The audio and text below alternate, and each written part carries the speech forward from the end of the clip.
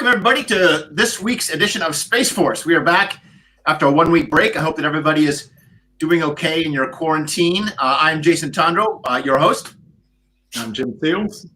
And I'm Adrian Smith. Hello. And we are here to do the Search for Spock, Star Trek 3. Now, common wisdom is that all the odd Star Trek movies suck and all the even ones are good. We'll see what the hive mind thinks on this. I will also note that we got our first trailer for the next season of Discovery. Came out this week. I haven't seen it yet. It's pretty interesting. It looks like there is no Federation or Starfleet in the future. Yeah. But there are little remnants, like little caches of technology and people, maybe holograms or AIs, who have been waiting for someone from Starfleet to show up. And that's Burnham and the crew. And so I've basically, seen a screenshot that had an Andorian and a Cardassian running at the camera. yeah. And I was like, okay, if this is going to be like the sequel to all of Trek, I'm really excited about that. Yeah, and I was glad to see the Andorian because I love Andorians. But it's promising, you know, they're sort of unfurling the Starfleet flag. And it's like we're going to recreate the Federation or Starfleet in the far future, which is a pretty interesting idea. So Star Trek 3. What was how did Wrath of Khan do? Like, was it successful? Did people start planning a new movie soon? They started planning several new movies. Okay, walk us through some of that. Okay, so let me pull up my notes. So originally, Khan does smashing success. It does. It's like number one at the box office for I think 14 weeks. Right on.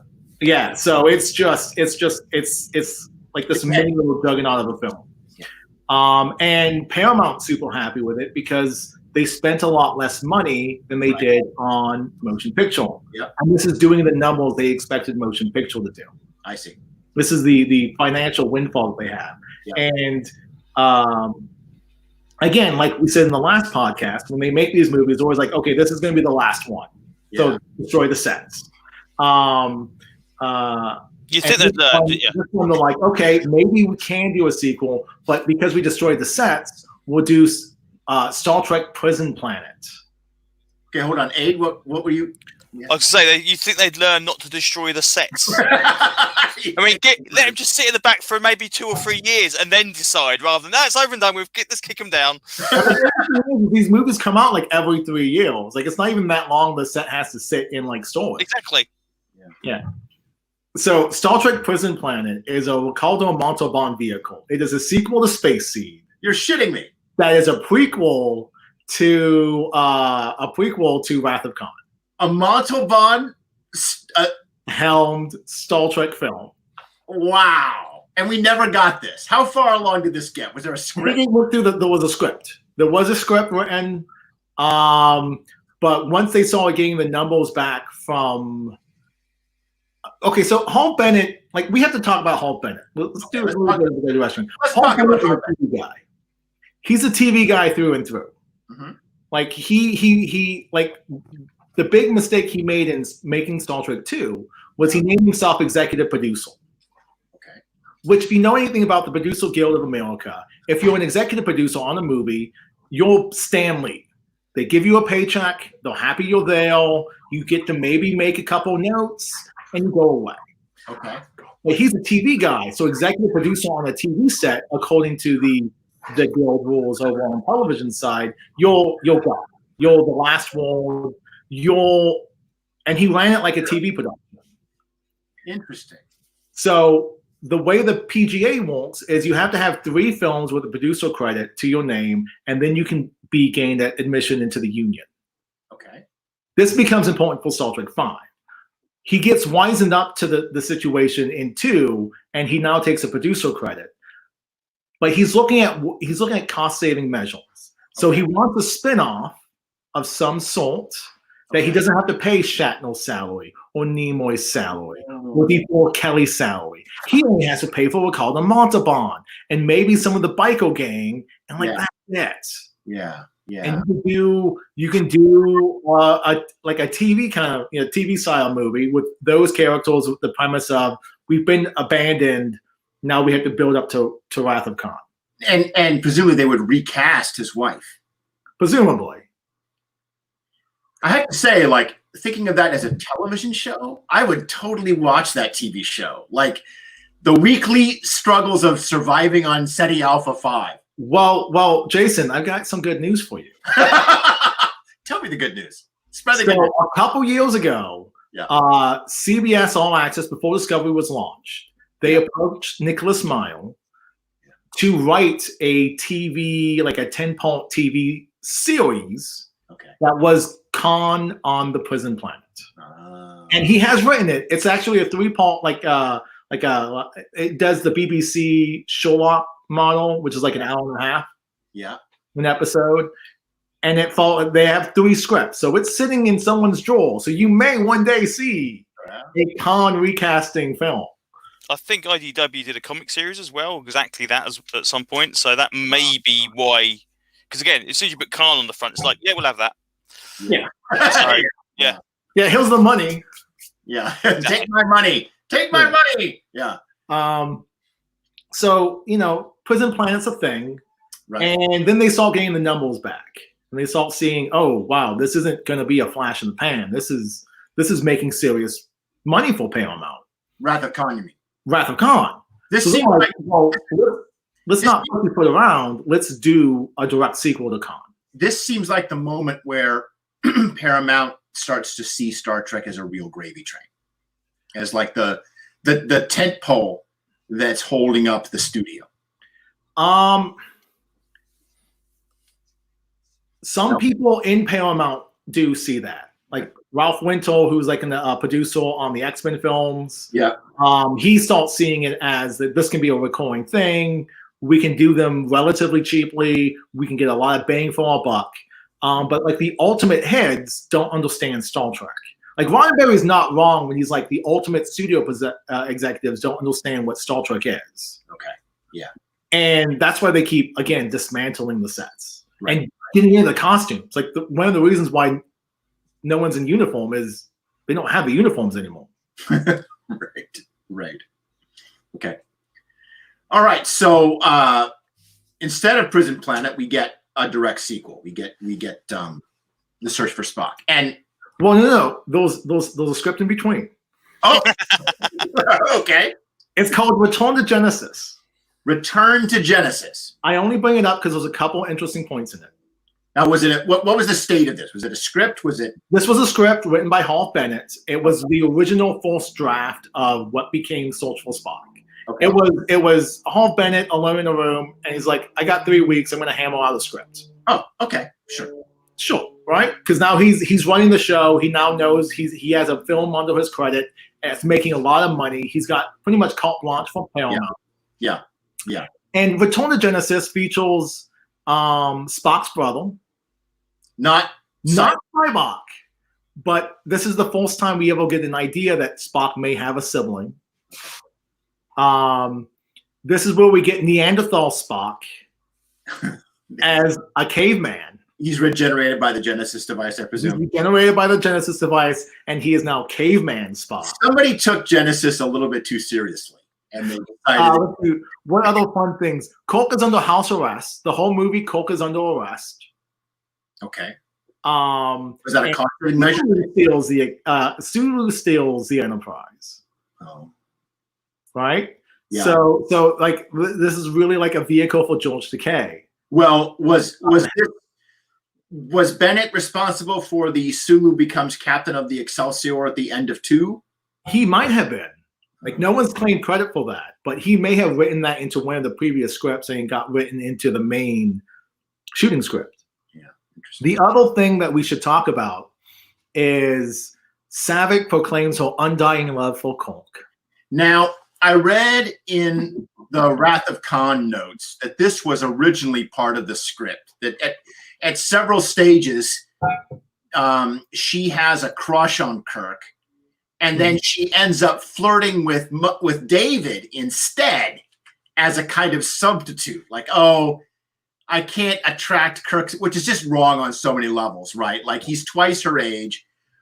I can't attract the Admiral's attention, so I'm going to go for his son, who's more available, right? Yeah. And thank God that plot got cut.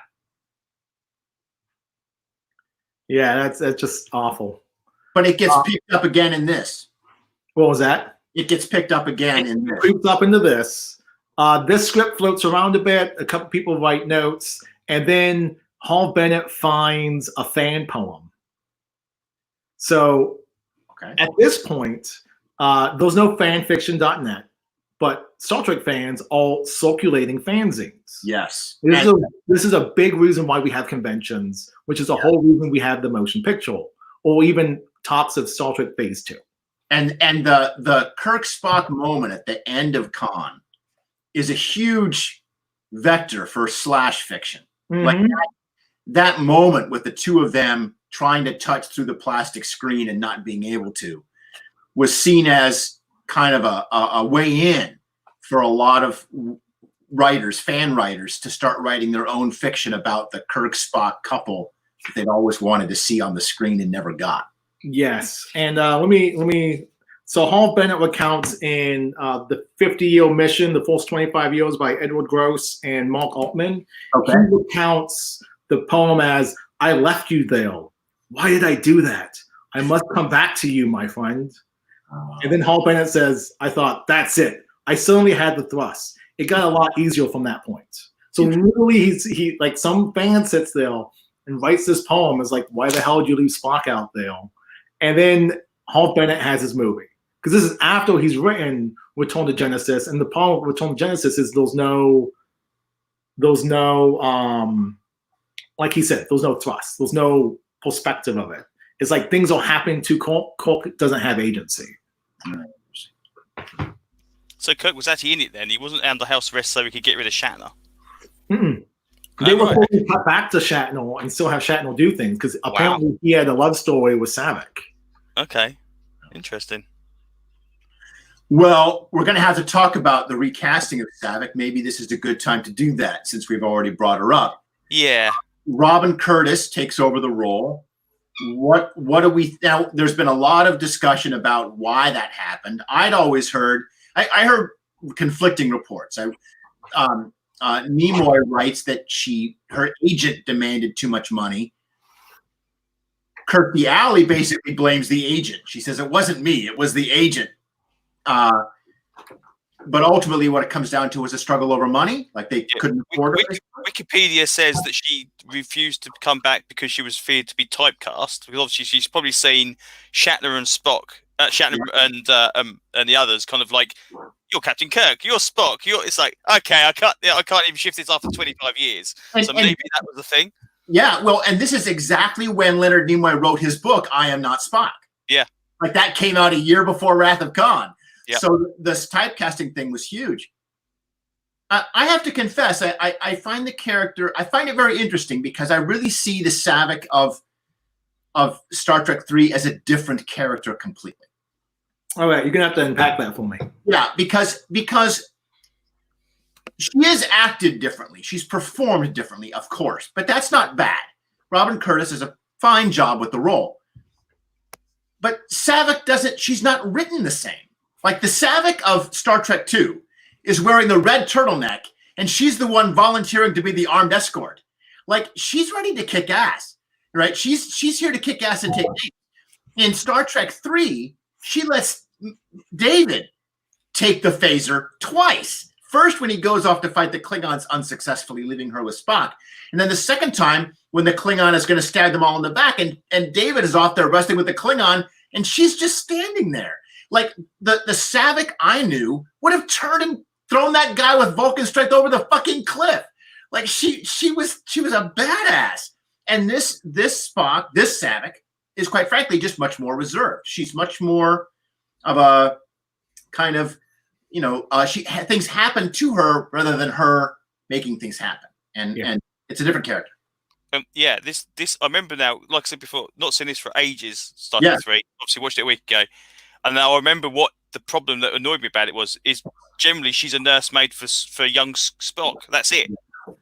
And that always niggled me about this episode, this actual film, is that we don't see Spock till literally right at the end, and all the time he's there. He's not even like young Spock, kind of like doing stuff and actually saying, "Oh, okay, well we recognise this kid as Spock because he's saying this, he's doing that, he's doing this." He just stands there and screams a lot, and it's like, okay. So yeah, Saavik being kind of the person just kind of like puts her arm around him and looks after him for the entire movie virtually. Yeah, that's an interesting point. It would have been neat to see the young Spock have more of a role in the movie. Yeah. Yeah. Well, so this is where I have like multiple continuities wrestling in my head. Sure. So there was the films on themselves, right? Yeah. And then those, DC Comics did a line of Star Trek comics. Okay. And the likeness that they used was Robin Curtis for Saavik. Yeah. Yes. And in those comics, they sort of meld. They have the look of Robin Curtis. Yep. But they have the personality of Kirstie Alley. Like she's more like those are coverable. She's dragging an unconscious Spock out of a crashed shuttlecraft.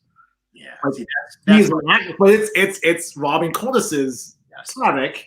It's not Kirstie Alley's. It's just from the visual. So my brain is like, now that you pointed it out, I'm like, oh, I can totally see that, and I kind of agree with you. Yeah. But in my head, because I read so many of those DC comics when I was a kid, it's Robin Curtis is Saavik for me, and then Kirstie Alley is just the prototype. It's interesting to highlight the role that this other surrounding media can play in shaping the character. I mean, the comics have had a huge role on how fans think of, and the novels have had a huge role on how people think of Saavik. Even the fact that Saavik's Romulan heritage and that whole back history, never in the movies, but because we read it in the novels, we think of it as being part of. She's half Romulan. Okay, you can't prove that. It's not in the movies anyway. It's not in the text. Funny enough, the Star Trek 3 version of Saavik doesn't seem to even need that half Romulan thing to acknowledge her actions. You're right. Whereas the 2 version 1 does. Yeah, I would love to see the passionate Romulan side come out more. Although I guess in this book, there's a couple comments about Saavik in specific. Hold up that book, Jim, so we can see the cover and the title. Back a little bit. There we go. 50. Okay, right on. Cool. Okay. This is. So when I was a kid, I loved reading Star Trek process books, like Nick Mayo has a book out. Shatner's got like 17 books out. Yeah. Sulu had a book out. Like, Ghost K. But in terms of for this podcast, this is sort of my go-to Bible because it takes all those little disparate pieces of information that I've read about in various other media that I don't own anymore, and just condensed it into like these 2 tomes. Right on. Well, you should. We'll include a link to that book in the notes for today. It sounds like it would be very useful to some of our listeners. So one of the things that they comment about Saavik is because of Nimoy directing. Okay. This is what we should talk about. Like this is the first time an actor's directing one of these. Yes. Because Nimoy's directing, he vulcanizes the character of Saavik much more. And one of the comments about it is that Kirstie Alley plays Saavik with like an underlying sexuality to him. Yeah. Like the scene in the elevator in Pacific, in the turbo lift. Whereas, even though there's a sex scene, there's an implied sex scene in Search for Spock, it's not played up with the sexual, like it's played up as a necessity. Like Spock needs this to happen every 7 years of his life or he's going to die. Yep. As opposed to like what would Kirstie Alley have done with that sequence? Yeah. Now I'm kind of like, those are parallel universe. Well, that agent wasn't involved, and we have Kirstie Alley as the definitive Saavik through 3, possibly even 4 films. Right. Yeah. So you brought up Nimoy as the director. My understanding is, and please help me out if I'm wrong on this, but that he had so much fun playing Spock in the 2nd film that he wanted to come back for the 3rd. But how did he become the director? Well, that's the thing is so you point out he writes I Am Spock, right? Yeah. That gets published. It gets mixed reaction in the fan community, and Nimoy, 10 years, 15 years later, writes I Am Spock, right? Like he writes a conversation piece that's a rebuttal of his previous book. Yeah, yeah. So he's trying to distance himself from, he's trying to let people know that he's Leonard Nimoy, and he plays this character named Spock, and Spock is informed by Leonard Nimoy, but that he is not actually Spock. Like, because I'm wearing a Spock shirt. Yeah. So there was this interplay that Nimoy is wrestling with, and he's like, well, maybe if I can't get the roles I want, maybe I can get behind the camera. And this is where his interest behind the camera starts butting in.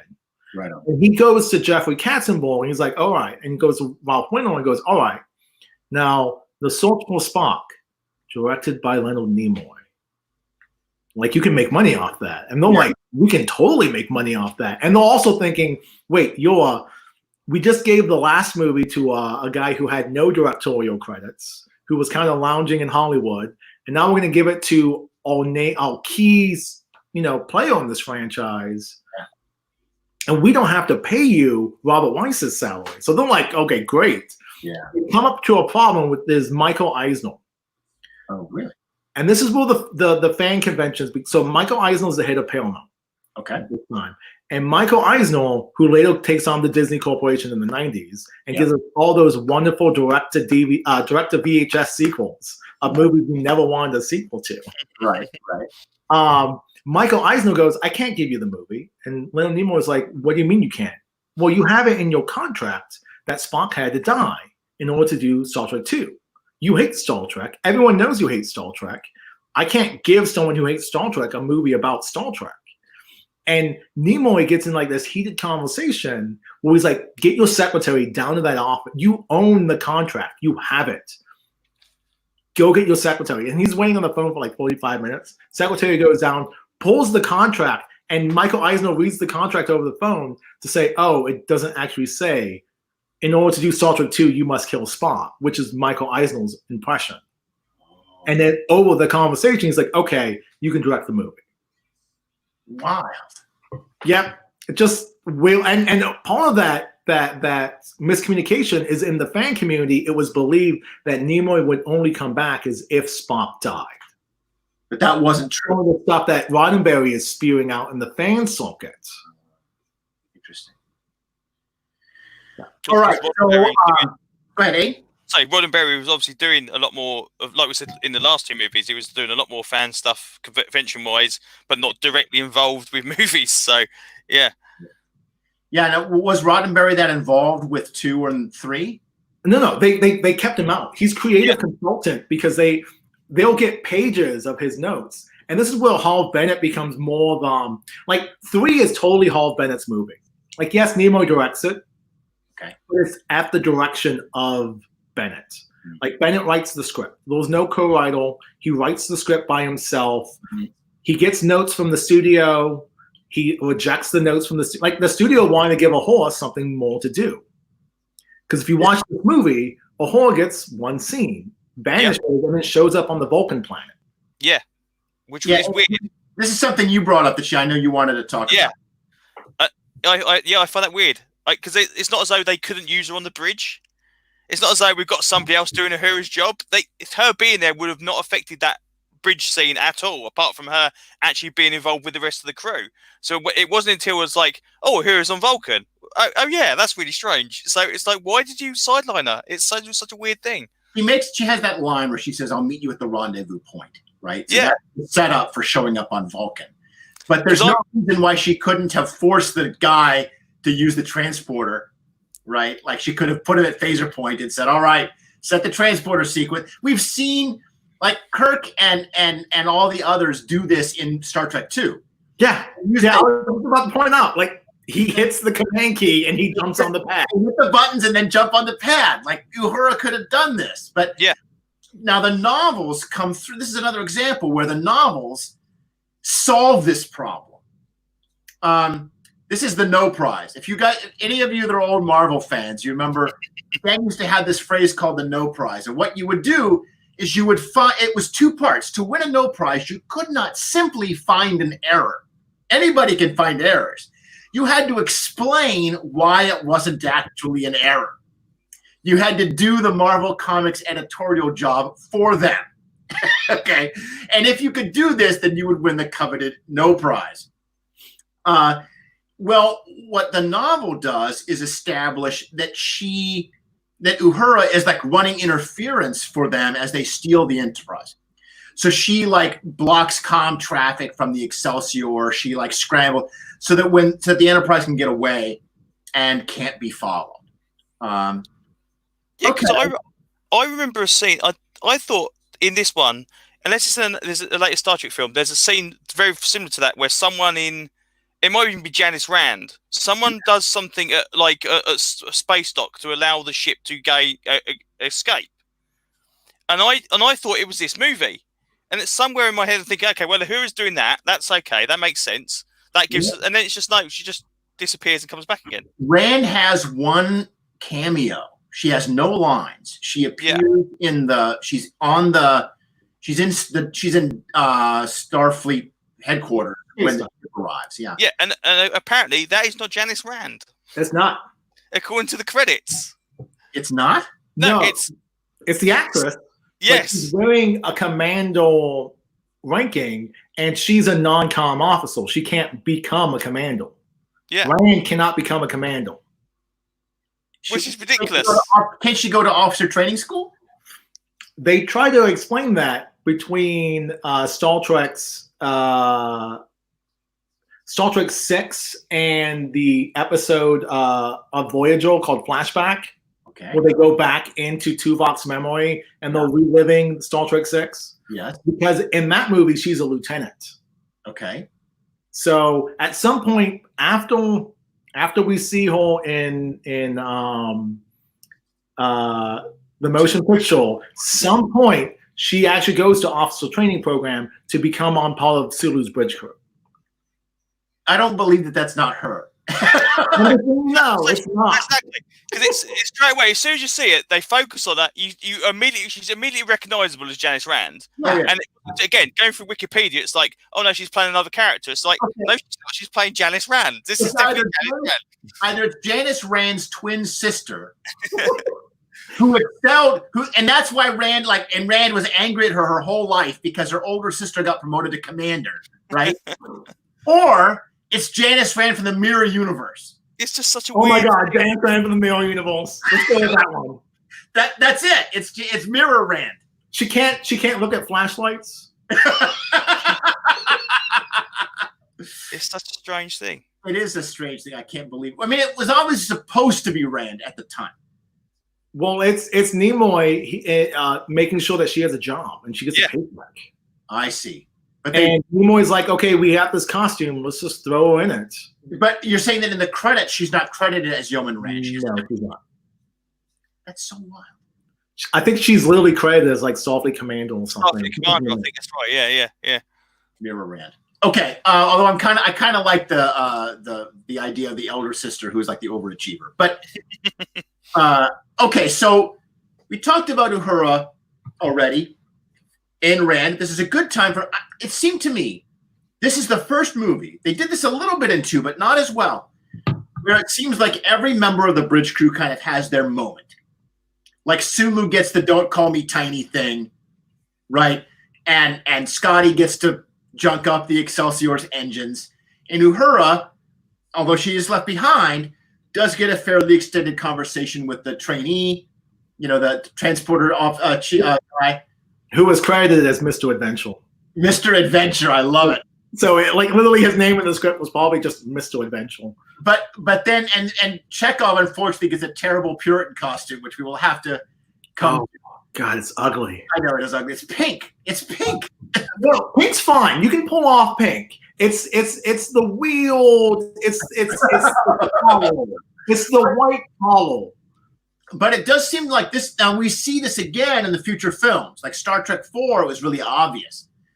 It seems to be a trend that this is where, starting from this point, there's a conscious effort to give everybody like one scene. Was that on a contract? Was that Like, was that an agreement amongst the bridge crew? What do we think?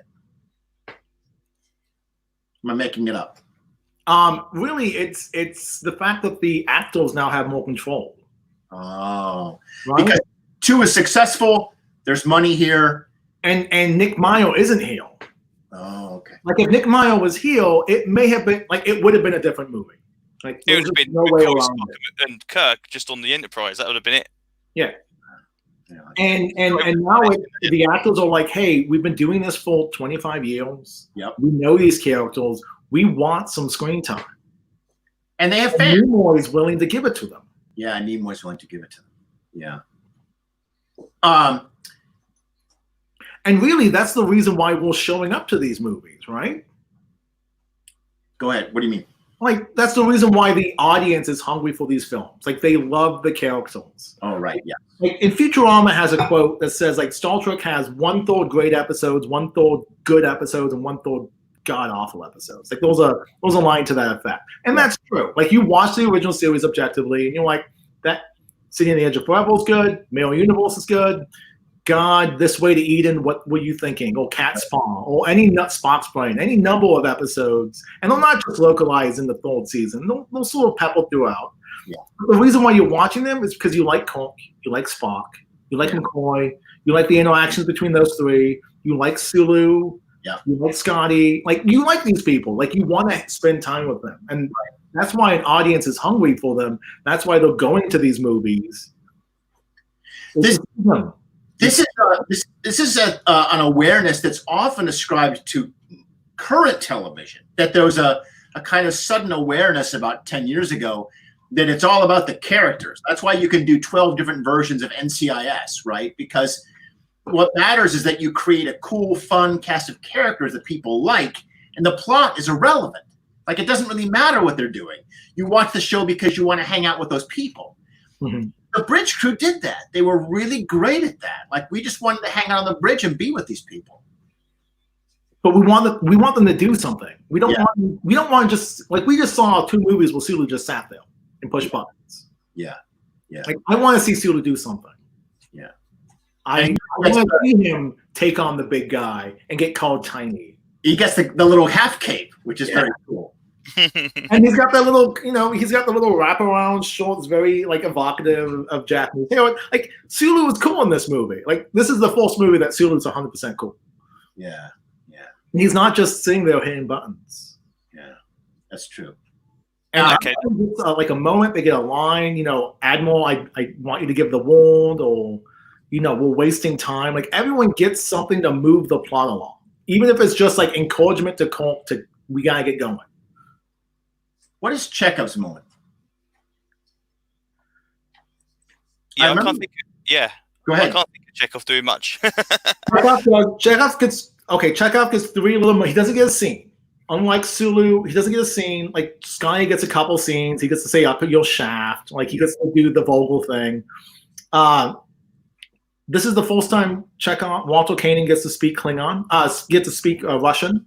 Okay. He gets that couple lines with Scotty when they're sitting there at the science office before they find McCoy and Spock's corners. Yep. He gets the line. He gets the very last line of "We're wasting valuable time" that I just mentioned. Yep. Which is to move the plot forward, and that's when Colt says, "May the wind be on our backs." And at the end of the movie, he's the last person to set the self-destruct. Yeah, I remember noticing. Yes. That felt like a promotion for Chekov. Like, he's one of the 3 people that are required to blow up the ship. Yeah. Not Sulu, not anybody else. Chekov. And I really think that may have been, like, Wrath of Khan is really Chekov's movie. Like, it's not about Chekov, but Chekov's a major player in that film. He has a lot more screen time comparatively to the other. Yeah, he's got a lot more screen time. He's important to the plot. Yeah. Like, Khan doesn't get anywhere without Chekov. That's right. That's right. So the whole movie doesn't happen if you remove him as a plot element. So, and I think this was sort of like a course correction of that. Interesting. There wasn't as much need to give Chekov a scene because he'd already had a lot of scenes in the previous movie. Yeah. It's kind of like when the Oscar is always given to the people that should have won it the year before. Yeah. Like, how many times are you like, like Denzel in Training Day. I guess that's good, but really we should have gave it for you for Malcolm X. I mean, right. All right, so let's talk about the villains. One of the things that we've noticed in the first film, that there is no villain, and the film seems to lack it. The second film corrects that in spades, with Montalban playing the unforgettable Khan, whose accent we all tried to imitate for years whenever we needed a villain in whatever role-playing game we were doing. And now we get Christopher Lloyd as Kruge, Captain Kruge. What do we think of Kruge? Aid, what did you think of Kruge the Klingon? I really like him. Yeah. It wasn't until, again, seeing it recently, that I actually realised it was Christopher Lloyd. Oh, yeah? It is so not his role for like similarities to other stuff I've seen him in. He doesn't play it for laughs. Yeah. He plays it. He's really vicious, and I think he's a really cool Klingon. Yeah. You know, I thought about this a little bit, and I think this might have been the height, like the peak of Christopher Lloyd's career. He's coming off of Back to the Future. He hasn't been typecast yet with all the sequels to Back to the Future. True. So we can still play other roles, and they grab him to play Kruge, and he defines Klingons. I mean, we had seen the Klingon captains in Star Trek motion picture, but they were pretty minor, right? Like they get blown up by V'ger. But this is here. They've got the bridge, and he's got a crew, and he's got extended lines, and he's good. Like he can see through Kirk. The thing I love best about this movie is that Kruge can see right through Kirk's shit. Every time Kirk tries to bluff him, Kruge is like, "No way."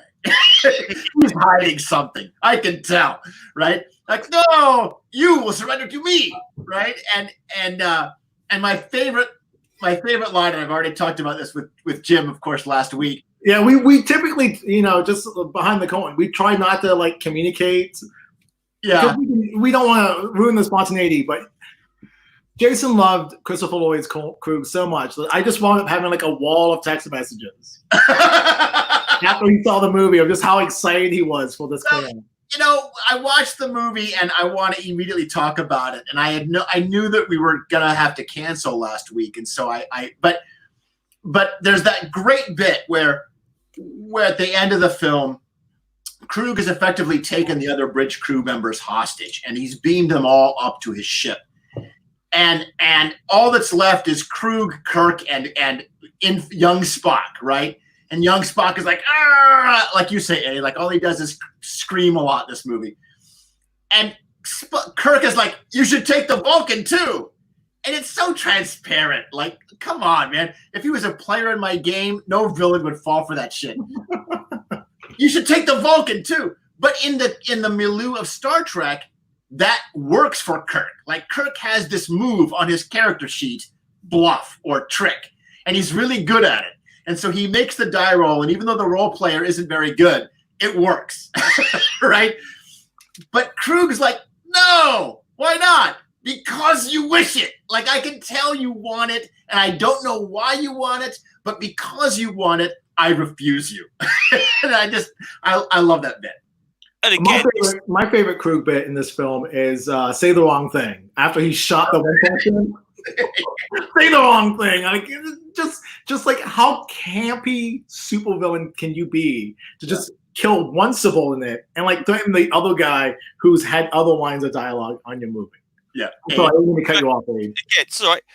This also goes against the stuff set up from Star Trek 1, where Kirk's always right. Don't second guess Kirk. Kirk knows everything. And this guy's like, hey, I know, but it's just as much as you do, but I'm a Klingon. It's like, I'm not going to be falling for that crap. And it makes them competent. Instead of being comedy bad guys, it makes this guy actually know what the hell he's talking about. Yeah. Which is always important for a good, decent bad guy. Same, I mean, like Khan was very, very similar. Like I said last time, the idea he got tricked for something he's not kind of like used to doing didn't make him an idiot. It just meant it was outside his realm of experience. Yeah.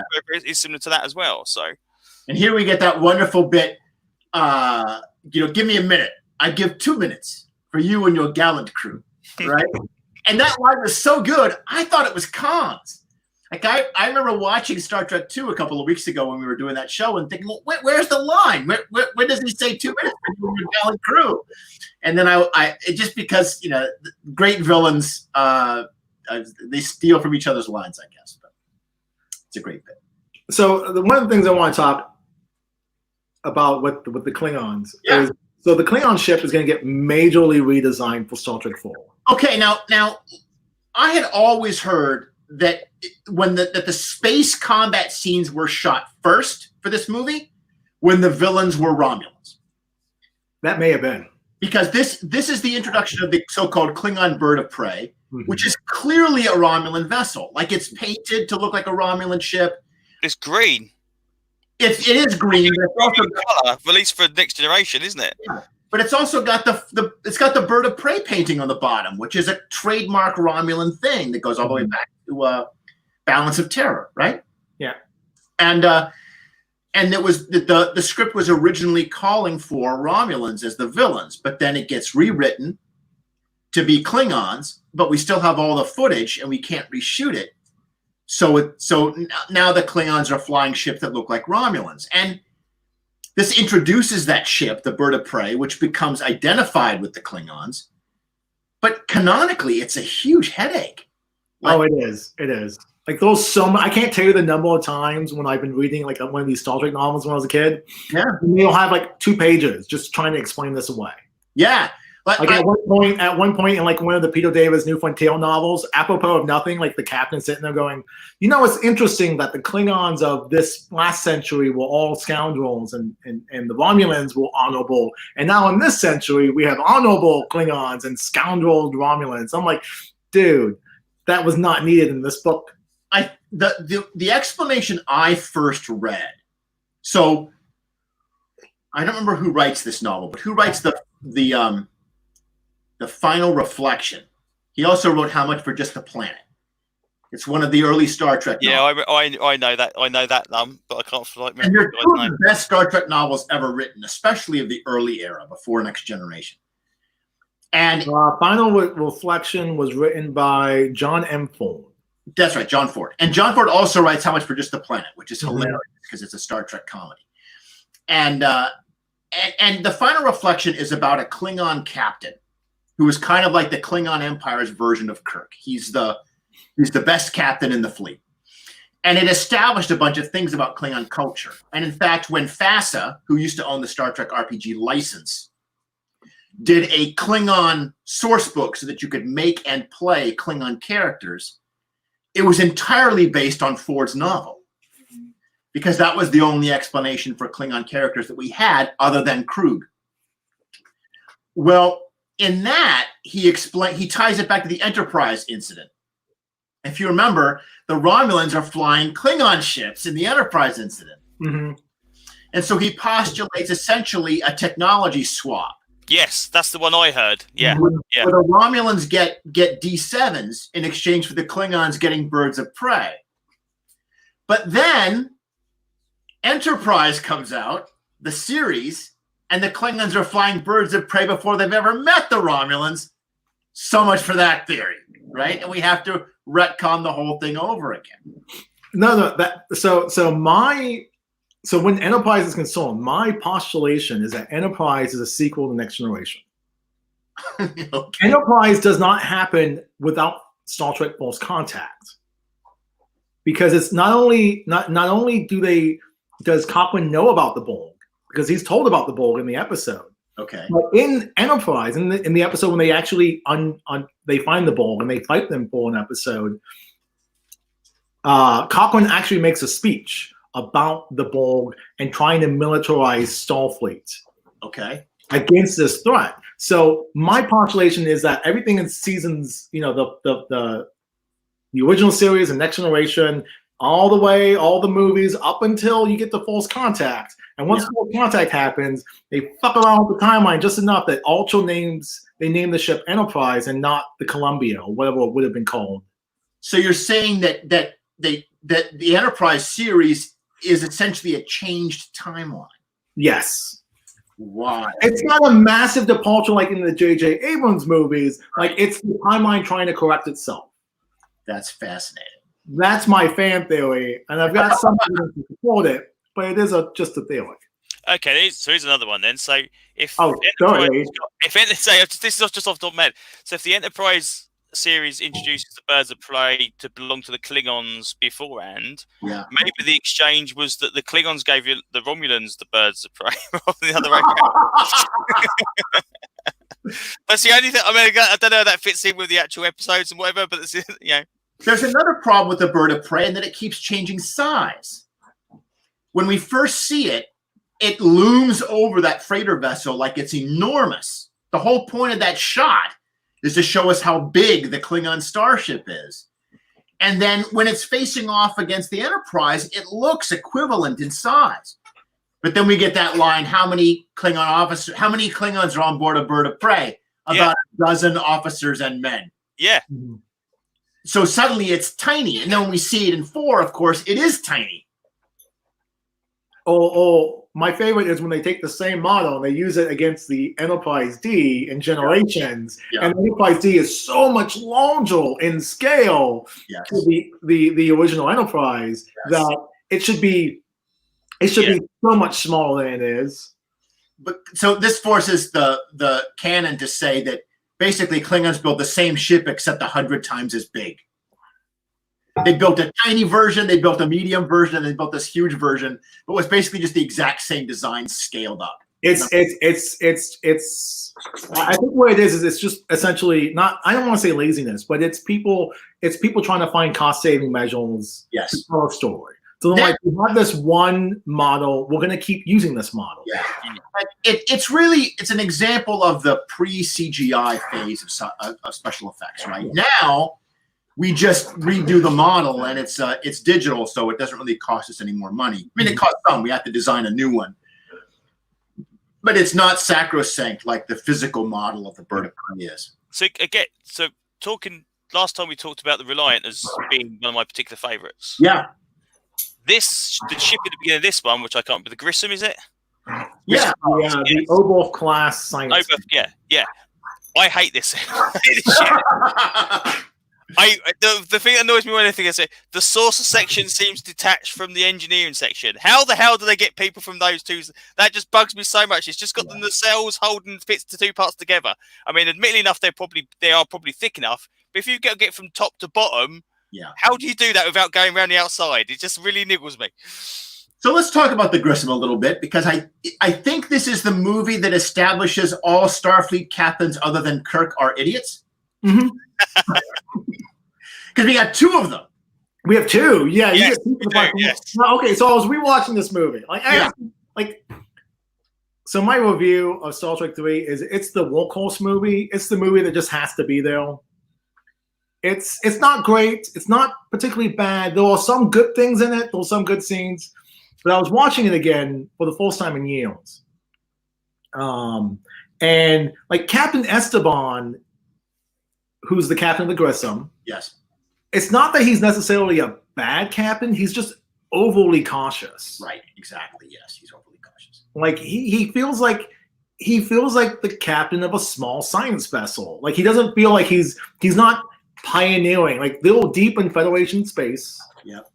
He's not on the frontier, and he's like, you know what? I don't want to get the paperwork for fucking this up. Also, he has the benefit, and this is interesting to me. I find this interesting, the way that decisions you make about technology in your setting influence your script. In original series, Starfleet was not instantly on the horn. You couldn't just call Starfleet. Uhura's like, we can send a message to Starfleet, but it's going to take a few days for them to write back. And so Kirk is forced to make decisions. He can't get instructions. But starting with the films, you can communicate with Starfleet effectively instantly anywhere in the galaxy. And so now, if there's something happens and you're not sure what to do, instead of relying on your experience and instincts and bridge crew to recommend what to do, like you would have done in the original series, you just call Starfleet and ask them what to do. And from a narrative standpoint, that's terrible. We shouldn't do that. Like, don't have instantaneous faster than light communications, because it forces your player, it allows your players, your heroes, to remove agency from themselves and just ask their superiors what to do. There's obviously a unless you push. take it into the setting. Yeah. So there's obviously a push between the classic series and the movies with a load of subspace relays being put up all over the place, and that's the only reason they can get better communication. Like, oh, maybe that's because they're always going on about those. They literally are just radio masts effectively in space, aren't they? So then maybe that at least that's a reason for it. The idea you've got 1,000 of those pop up gives a reason for it. So that also allows you to narratively you can blow up a subspace relay to force the ship out of communication. Cut off of communications, exactly. And that was the beginning of Star Trek Discovery, right? The whole reason they're on the Klingon border was that someone taking pot shots at those subspace relays. Nice. Okay, good. Yes. All right. So they have used it, narratively speaking. That's good. Recognizing, I think, having some distance from Star Trek and being able to look at things and be like, okay, we can use this as a plot device. Yeah. Well, that shows that you know the setting. Yeah. Totally. Yeah. Yeah. The technology creates plots as much and modifies them. But anyway, so Esteban, he can call Starfleet at a moment's notice, and so he does whenever there's something weird. What should I do? And then an off-camera voice that we don't even hear gives instructions. And then there's still a time delay, right? So it's not only that; it's he calls him up, and then he sits there and he waits. Yes, right. You're right. And that's the only time Saavik seems like she has agency, because she's the one getting on the horn, being like, "I'm sure Starfleet will agree." She's like 3 times. Yeah, right. And then we have Styles. Fuck that guy. What to be fair, he's intended to be a egotistical prig, and he plays the part perfectly. Right? I swear to God, I remember Styles being the teacher from Ferris Bueller's Day Off. It's just those two characters just seem to merge into one for some reason. It just seems to be that guy's in space now. I mean, they gave him a writing crop for that decision is the thing that just sells the assholery of this character. I'm like, who are you whipping? Like, what are you doing with this writing crop? Like, they gave Kirk a book. Like, it was a big deal to see a captain of a starship with an inanimate object that's not part of the setting, right? Right. So they give Kirk a book in 2. And he holds it under his arm just like Styles is holding the writing crop. Yeah. And then he's holding this, like, it's so visually weird. It is. And then we see him, he's cleaning his nails, right? Yeah. Yeah. This little commentary that he's a little effeminate. And the writing crop is very phallic. Yeah, it's just weird. Are they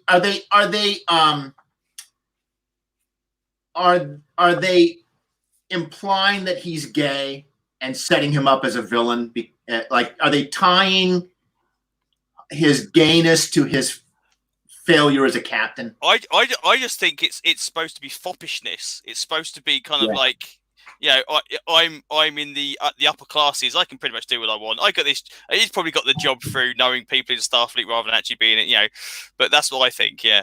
Yeah, I'm kind of with Aid on that. That I think it is a little bit foppishness, but reading it from a 2020 sort of modern day reading, you can't sort of unsee it. But because the line between foppishness and a kind of negative portrayal of homosexuality is pretty thin. Yeah. That's interesting. So I don't think either reading is invalid. I think you can have evidence to support both readings. I think the intention is probably closer to what Aid's saying. I agree. I think that probably is the intention. Yeah, is that intentions only get you so far. He's a prig. Yeah, he's an egotistical prig. Yeah, it's kind of like English boarding school, kind of that kind of thing. Yeah. Let's echo one. There's one thing I do want to talk about with technology, because you brought it up, and Hal Bennett makes a point in the book that I have referenced. Yeah, about how when you introduce a new thing of technology, the whole reason that the Genesis planet is destroying itself, is because he didn't want to shift the paradigm of what Star Trek is. Go on. So when he's writing the script. He introduces protomatter as a reason to justify killing Kirk's son. Yes. No, and David David now deserves to die because he made this terrible error. Yeah, and he made it behind his mother's back. All right, it's bad. Can we come back and talk about the absence of Carol Marcus in this movie because it pisses yes. the hell out of me. Well, oh yeah, and it's gonna make him really angry because BB Besh was called Hal Bennett and was like, "Why am I not in the sequel?" And he's like, "If you're in the sequel, I have to kill you." And she's crying over the phone because she thought it was a rejection of her talent that she's not in the sequel. But for Hal Bennett, again, Hal Bennett, like this movie is very I don't want to say it's misogynistic, but anyone who has any agency, anyone who has any actions or does anything, they all have a penis. Like Uhura gets one scene. You're right. And Saavik, who was his character with plenty of agency in the last film, is regulated to, as Abe said, retinal status. And it's so because the end of the second movie, Kirk is like, "I feel young." Mm-hmm. And in this movie, he's so not young. And it opens up with his melancholic captain's log. It's like a rejection of everything that the payoff.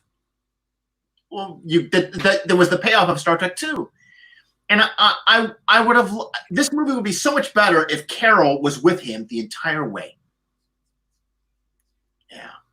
Yeah. So one of the things that Hal Bennett does is he doesn't want Star Trek to become creating new worlds and exploring them. He still wants to keep it. We go to strange new worlds and we visit other people, and that's like I don't want to change the paradigm of the property I'm working in. Okay. This is where sort of like the Marvel Cinematic Universe discussion of what serves the movie versus what services the brand. And so he feels that the Genesis device ruins the story. Yeah, he feels like it would inherently change what a Star Trek story is. So he's like, here's protomatter, and now I have a reason to kill Kirk's son because he violated the laws of Mother Nature. And apparently intergalactic law as well. Mm-hmm. So he's damned twice over. He does a very cool thing to do, which is he changes the rules of the test. Yep. Mm-hmm. He cheats, and he's punished for it. Well, actually, he punishes himself. Yeah. Because he chooses to die. He's a martyr for the whole movie, and it makes me really dislike him. Yeah. I was gonna say because he does actually say, right, I'm gonna kill one of you, and then he makes the move. So it's not as though he makes the move and he kills him. He said, right, one of you are gonna get killed. Which one's it gonna be? And it's like, oh right, this is my time to act. Yeah, and he waits until the knife is going for Saavik. Yeah. Like I have a feeling that he kind of wanted the Klingon to stab him, but when the Klingon didn't stab him and he went for Saavik, David's like, okay, well, this is it. I volunteer as tribute. Right. Yeah, I don't. David is such a wasted character. I feel, and it's a shame because I can ever since you brought it up, I cannot get out of my head the Captain Sulu, Dr. Marcus, First Officer Saavik series that would have been so goddamn good. Mm-hmm. Oh man! If I ever watch Star Trek again, I'm going to run that game. How many years are there supposed to be between Star Trek 2 and Star Trek 3? 3 picks up immediately after 2. Yeah, it's a couple of weeks. Is that literally it? Because I assumed that Genesis was going for like a little while, and it may be like a year or two. I didn't assume it was that literally. Yeah, next week we go back again. They're on the journey home from Genesis to Earth. Of course they are. Yeah. Yeah, and nothing's been fixed yet. So it's literally like days after. That's crazy. And apparently, in that very short time period, Carol leaves the ship. Saavik, no comment. There's no comment. No one even says no. Like Bones, like that's a Bones line. You should have had Bones at some point approach Kirk and be like, "Where's Carol?" Yeah. I'm really sorry about that thing happening with Carol. Like, yeah, sorry. You don't know what that thing is. Abe. Sorry, I keep interrupting. I'd always assumed that the Enterprise kind of warped home and like warped one half, and it took ages to get back, purely because of the other stuff that happens in the meantime. It's like, how did the Enterprise get back and Saavik get back out there again? Yeah. What? So yeah, it just seems such a weird thing. I just obviously like in Next Generation, it's like it's going to take 8 hours, it's going to take 40 hours. It's like, well, that's at warp 5. If you're going at warp 1, it's going to take 4 or 5 days. If you're going to warp half, it's going to take weeks. So I just assumed it's quite some time. The Grissom must have met them on the way back. Yes, in a crew transfer, and beamed Carol out the airlock. Right? But the worst part of it, the most insulting part, is that they replay the Genesis device scene with Kirk. With Kirk doing it, yeah. You sons of bitches. And if this movie would be the worst parts of this film is when they're constantly repeating elements from Star Trek II. They repeat the sequence. It opens with that little tiny black and white replay of Kirk and Spock, and then Spock and Kirk do that again. Or no, Kirk and Saavik do it.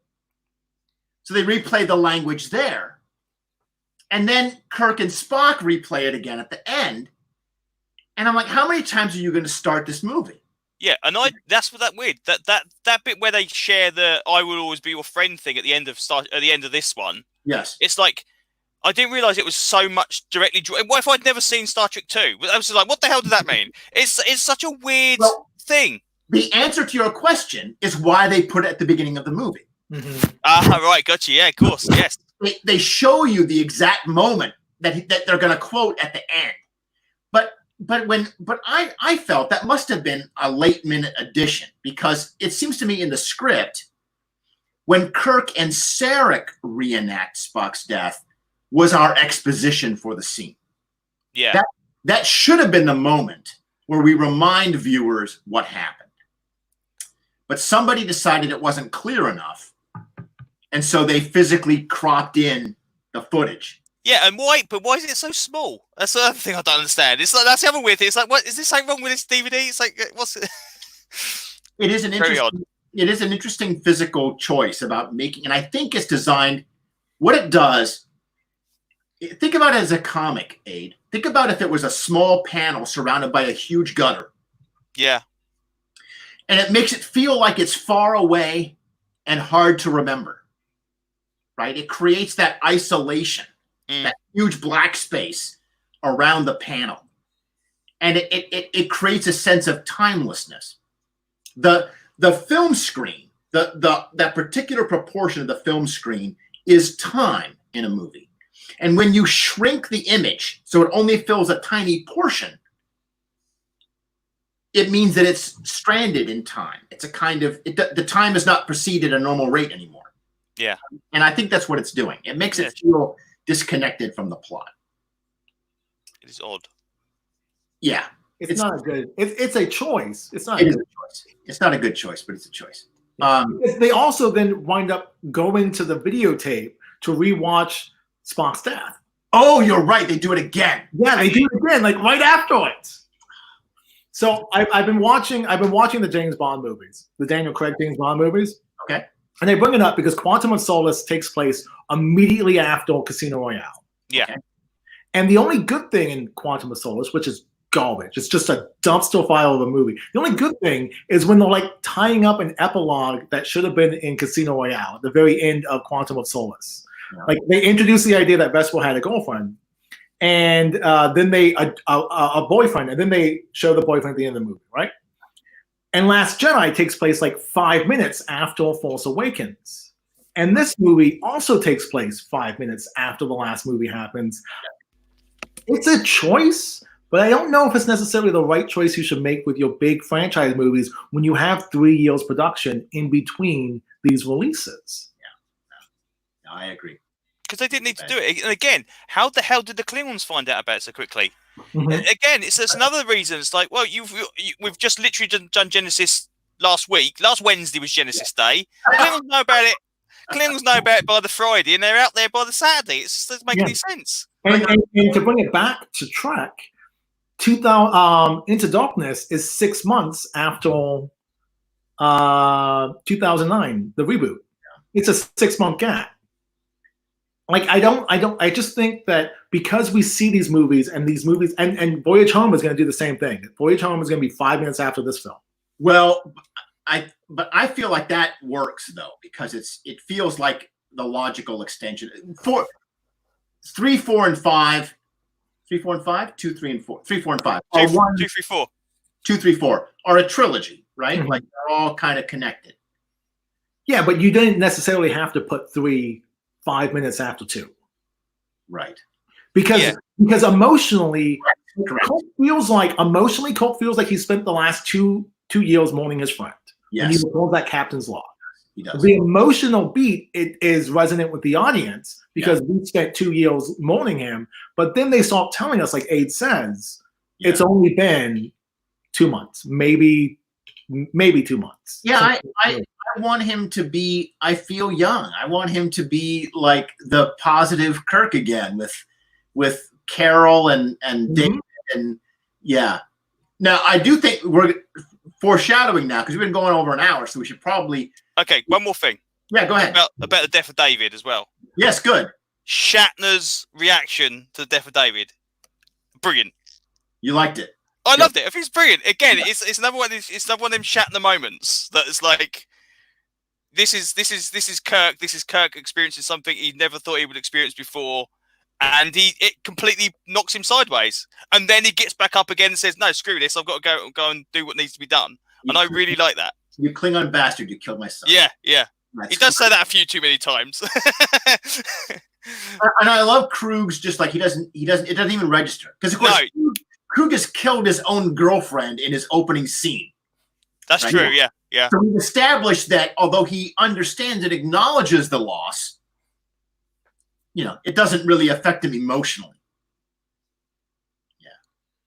And also another weird thing. Now, obviously, we're saying about each of these movies is like the end of the franchise. Now, Jim, you may know different. Was Star Trek 4 planned literally that straight away after this? Because obviously, the idea you blow up the Enterprise and you're left with a Klingon vessel, that could have been it. We've done and dusted. Enterprise is gone. Thank you. Star Trek goes out the door. We never see it again. Yeah, we blew it up. We blew up Star Trek. Yeah. Well, it's just like, okay. McCoy, D. Force Kelly in the book comments, oh my God, they killed up the Enterprise. That's the biggest stall in the franchise. They can kill any of us off at any time. It does feel to me like this is the first time we ever see the Enterprise destroyed. It becomes a joke by Next Generation. But this was a big deal when the Enterprise blows up. And what I love about it is that it's an earned destruction. Because the Enterprise starts off in 2, brand new, and it slowly gets the shit kicked out of it for 2 movies. And it finally goes down to flames in the last. Have any of you watched Onward yet? No. It's a wonderful Disney film. It's on Disney Plus. It's got a bunch of D&D jokes in it. Like it's got a fucking gelatinous cube. Watch this movie. I'm not even kidding. It's got a gelatinous cube in it, and they thank Wizards of the Coast at the end of the movie for allowing them to use the gelatinous cube. Cool. You have to watch this film. But he's got a van that he calls Genevieve, and the van just gets kicked around the whole movie, and it loses its bumper. But finally, Genevieve goes off to this flying, soaring Valkyrie death scene, right, where it blows up and saves the day. And that's exactly what they do with the Enterprise, and they earned it, and I loved it. This film has a lot of flaws, and we've talked about a lot of them today. But watching it like you guys did for the first time in a long time, I enjoyed it. I liked the film. Not as much as I liked Wrath of Khan, but I enjoyed it. It was a good movie. I definitely think it was better than I remember it being. Yeah, definitely. Yeah. There's definitely a lot of stuff in it that is very, very good. Yeah. When the movie swings for the fences, and I feel like the Enterprise destruction is swinging for the fences. Or killing off Kirk's son and having Shatner act. Yes. When the movie does those big moments, I feel like it's really working. It's really firing in all pistons. But there's a lot of, to hammer home the baseball metaphor, there's a lot of like groundals to second. It's a very safe movie in certain areas. Yeah. And that's where I'm like, I want more from it. I don't want to see 15 minutes of Wrath of Khan. Yes. When the film is taking risks, it's better. But and also again, the just to reiterate, like the idea of that this could be in the final movie of the franchise, you get like the hey, we're all pals, Return of the Jedi, everyone's together again at the end scene at the end as well. That's right. So it's like that could have been it. So Yeah. I remember I was watching this film last week, and Spock is back, and they play the original series music cue, and it hit me like dun dun dun dun, and I was like, oh man, and it hit me right in the feels, right? It really did. Yeah, those some really nice moments in here. I just feel like the greater whole of this film does not work. Yeah, like it's like I said, it's the Yeoman movie. It's kind of a workhorse. It sort of does what it needs to do, which is give us Spock back.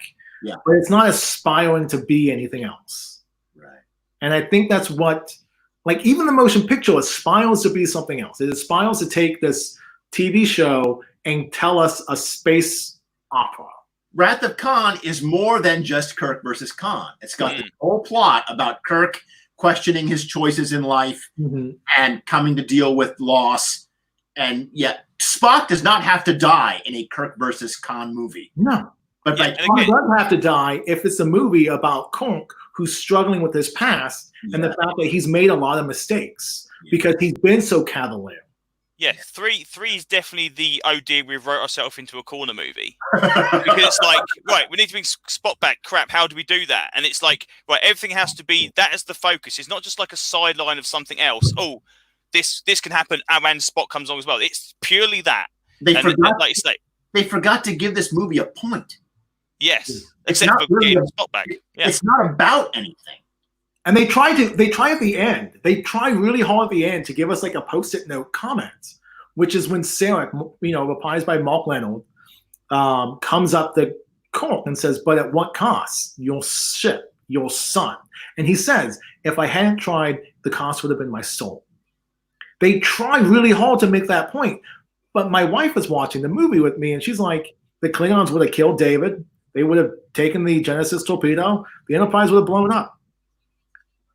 Like, it doesn't give its lead, like, even though it gives its supporting cast things to do, it doesn't give its lead a focus and a story arc to follow, which is a shame. One of the things I like about this film is that Kruge has no relation to Kirk. He's a king. Yeah, he's just another. Yeah, but he's worse than Khan in the sense that he's apathetic. Yeah, Kirk is just another person. Like for us, it's Captain Kirk. Like we have a whole TV show, and this is why he's awesome. Yeah. But for this Klingon, it doesn't matter, and for this movie, it doesn't matter. Right. Like it could have been Captain Styles, or it could have been Captain Sulu. Right. It doesn't have to be Kirk in this film. And I wonder if they did that because of the fact it was Khan and Kirk in the second one. It was like, okay, we've already had the rivalry. This just happens to be, we can't have every person be a rival to Kirk all the while. Yeah. Kruge does recognize Kirk, mostly because of his association with the Genesis device. Mm-hmm. Like yeah, that's true. Yeah, Kirk, but it's not personal. No. But I agree with you guys. I think that the fact that it's not personal is a positive. Because it allows Kruge. He fills a different space. What? He fills a different space. A different space. Like Han is like, I'm sitting here on this planet for 15 years, and you killed my wife, and I've been abandoned. Yeah, it becomes personal for Kirk when Kruge kills David, but it's never personal for Kruge. He's just relishing. Yes, isn't it glorious? Right? Like he's just reveling in the conflict. Yeah. Well. Sorry, I was sorry, I'll keep dragging you out again. Is this the first time with these Klingons we actually see that kind of honor in battle, death or glory thing? Because classic series Klingons were just like the bad guys. Yeah. They didn't have that kind of like, oh well, I died good death today kind of thing. There wasn't any of that in it, and I think Kruge is definitely the epitome of that, where everything from Next Generation kind of spins from. I would say. Yes. Yeah, until we get Worf, shows up, Kruge is the archetypal Klingon. And even after Worf shows up, Worf is basically in contrast to that Klingon. he illuminates Klingon culture by being not Klingon. So. Well, Worf is intimating, because he's an orphan, like he's an adopted son. Like he's taking all the Klingon propaganda, and he's like, I'm going to become what they tell me I'm supposed to be without being raised in the system. Yeah. So he's the best Klingon because he's not around other Klingons. Oh, right on. Okay. Everybody, thank you so much for watching. We have got another episode planned next week. We're going to watch the one with the whales, Star Trek 4, The Voyage Home, and which, for many people, especially those who are not Star Trek fans, is the only Star Trek movie they've ever seen. I think that if you're a Star Trek fan, you tend to like Wrath of Khan. But if you are a newcomer to the genre, Star Trek 4 is your entrance in. It's your way into the picture, and also the one that you like the most. So have a good week and stay safe, stay home, and we'll see you then. I'm Jason Tondro. I'm Jim. I'm still me.